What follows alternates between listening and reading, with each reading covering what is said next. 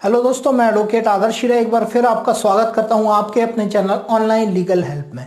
दोस्तों, इस वीडियो में हम बात करेंगे नुकसान या डैमेजेस के बारे में कि अगर आप एक इलीगल कॉन्ट्रैक्ट कर रहे हैं तो वहां पर आपको क्या नुकसान हो सकते हैं और क्या को डैमेजेस हो सकते हैं। सबसे पहले हम बात करेंगे इलीगल कॉन्ट्रैक्ट्स के बारे में कि इनका कोई लीगल रिकॉग्निशन नहीं होता है। जी हाँ दोस्तों, ये एनफोर्सेबल बाय द कोर्ट भी नहीं होते हैं। दोस्तों, अगर किसी चीज़ का लीगल रिकॉग्निशन है नहीं है तो उसके लिए आप कोर्ट में भी नहीं जा सकते हैं, और अगर बाय द वे आप कोर्ट में किसी तरह से चले भी जाते हैं तो आपका जो सूट है, प्लेंट है, जो भी आप वहां पर लगा रहे हैं वो वहां पर प्राइमा फेसिया और फर्स्टली ही रिजेक्टेड हो जाएगा, क्योंकि जो लीगल चीज होगी या लीगल बात होगी, जैसा कि हमने पिछले वीडियो में बात किया था इलीगल कॉन्ट्रैक्ट्स के बारे में, तो इलीगल कॉन्ट्रैक्ट्स को कोर्ट एनफोर्सेबल नहीं करती है, लागू नहीं करती है। तो जब ऐसी चीजों को कोर्ट लागू नहीं करेगी तो फिर वहां पर आपको डैमेज होंगे, नुकसान होंगे, क्योंकि जब आप कोर्ट में जाएंगे तो वहां पर आपको लागू करने से मना कर दिया जाएगा और आपके पास कोई भी रेमेडी अवेलेबल नहीं होगी अदर पार्टी के अगेंस्ट में।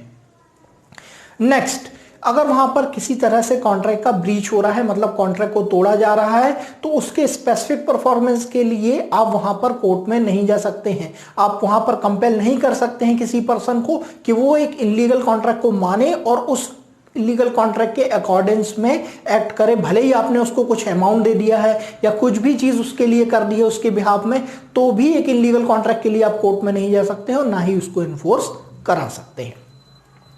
तीसरी बात जो आपके लिए बहुत नुकसानदायक हो सकती है दोस्तों, कि आप उससे डैमेजेस रिकवर नहीं कर सकते हैं।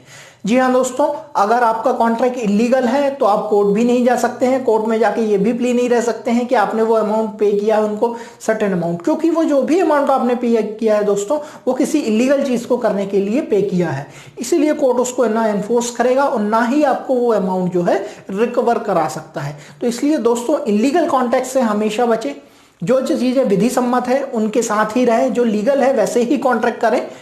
दोस्तों, इसका एक और बहुत ग्लरिंग एग्जांपल मैं आपको देना चाहता हूं, वो होता है कि अगर आप इलीगल ड्रग्स सेल कर रहे हैं। जी हाँ दोस्तों, इलीगल ड्रग्स में बहुत सारी चीजें हो सकती हैं जो आप सेल कर रहे हैं। Contravention of the provisions of NDPS act के प्रोविजन है, उसके हिसाब से आप सर्टेन चीजों को ही सेल कर सकते हैं, कुछ चीजों का सेल आप नहीं कर सकते हैं। उन चीजों को भी आप सेल कर रहे हैं, तो ऐसी इलीगल ड्रग्स आप सोल्ड कर रहे हैं और किसी के साथ कॉन्ट्रैक्ट में है, आपका कोई एजेंट है वो भी उनको सेल कर रहा है, और अगर आपके साथ वो किसी तरह की धोखेबाजी करता है या कुछ कर देता है तो फिर आप उसके लिए लॉ के पास नहीं जा सकते, ना ही वहां पर आप क्लेम कर सकते हैं वहां से डैमेजेस दोस्तों। तो दोस्तों, ये थी जानकारी कि आपको क्या क्या प्रोटेक्शन है जो अवेलेबल नहीं होगा एक लीगल कॉन्ट्रैक्ट के केस में, जो कि एक लीगल कॉन्ट्रैक्ट केस में सारी चीजें अवेलेबल होती है। अब मैं बात करना चाहूंगा दोस्तों कि गवर्नमेंट के साथ कॉन्ट्रैक्ट जो होते हैं वो कैसे होते हैं। Article 298 of constitution of India में क्लियर बताया गया है कि गवर्नमेंट ऑफ इंडिया भी कॉन्ट्रैक्ट कर सकती है। एग्जीक्यूटिव अगर चाहे तो वो कॉन्ट्रैक्ट कर सकती है। अब अगर कॉन्ट्रैक्ट करना है, मान लीजिए सेंट्रल गवर्नमेंट के नाम से करना है या स्टेट गवर्नमेंट के नाम से कोई कॉन्ट्रैक्ट हो रहे हैं, इस तरह के कॉन्ट्रैक्ट हम करना चाहते हैं, तो ये किसके नाम से होंगे।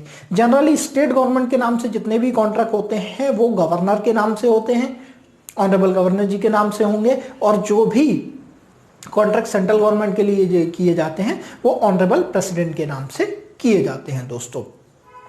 अब इसमें एक चीज और बताने वाली बात है कि अगर ये एग्जीक्यूटिव पावर का यूज करते हुए अपने किसी तरह के कॉन्ट्रैक्ट करते हैं, गवर्नर कॉन्ट्रैक्ट करता है, ऑनरेबल प्रेसिडेंट जी कोई कॉन्ट्रैक्ट करते हैं, तो ये इसके लिए पर्सनली भी कहीं पर लायबल नहीं होते हैं, क्योंकि ये कॉन्ट्रैक्ट जो है उन्होंने गवर्नमेंट के बिहाफ पे कॉन्ट्रैक्ट साइन किया हुआ है। इसलिए उनके जो सक्सेसर आएंगे या आने वाले व्यक्ति होंगे वो उस पोस्ट पे होंगे और उसको कंप्लीट कराने का कोशिश करेंगे।